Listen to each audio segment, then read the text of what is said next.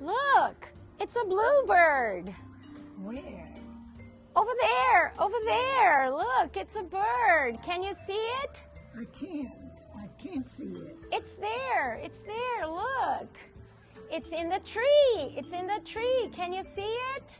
No, I can't see it. Oh, good. It's a beautiful bluebird. Em inglês, quando você quer falar é um pássaro, a gente fala it's a bird.